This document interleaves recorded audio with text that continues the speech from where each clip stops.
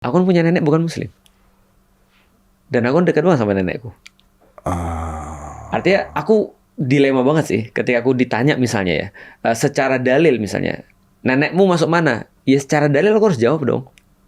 Karena aku nggak bisa ngomong kecuali dengan dalil yang aku punya. Tapi kalau misalnya neneknya ustadz non-muslim, betul.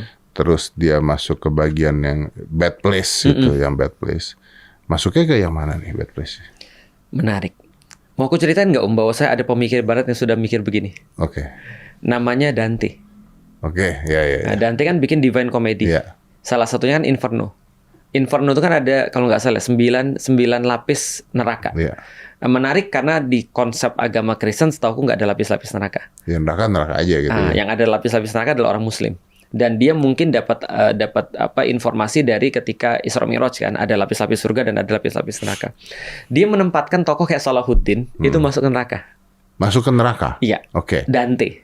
Oke. Karena kata dia Salahuddin tuh nggak beriman. Oke. Tapi dia bilang dia masuk neraka namanya limbo. Limbo ya. Neraka paling atas. Oke. Gampangnya neraka yang paling chill. Oke, gimana ngomongin neraka chill? Neraka tapi masih fun lah ya. Iya, mungkin betul. Isinya Elvis Presley betul, gitu mungkin. ya.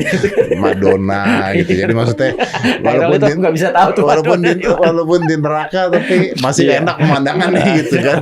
Itu versinya Dante ya. Oke. Yang menarik lagi adalah karena dia punya respect terhadap Salahuddin. Oke. Dan Om tahu siapa yang ditempatin neraka paling bawah? Politisi dan gerejawan. Wow. Iya. Jadi itu dari dulu kritik Dante. Dan Dante kan kita tahu yang melahirkan Renaissance kan. Bahwasanya itu dia ngerti banget bahwasanya orang paling dalam tanda kutip ya paling buruk bagi dia adalah orang-orang yang membuat kebijakan yang merugikan orang lain. Iya.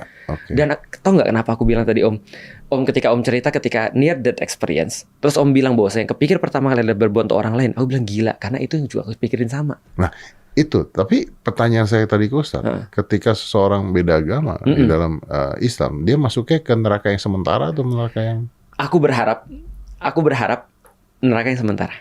Tapi nggak dijelaskan? Nggak dijelaskan. Oke. Karena, kalau secara dalil, setiap orang tidak beriman masuk neraka. Dan itu terus terang Om. Tapi nerakanya yang mana kan? Neraka yang sama-lamanya. Dan itu terus terang Om, yang menjadi banyak banget yang membuat orang-orang nggak jadi masuk Islam.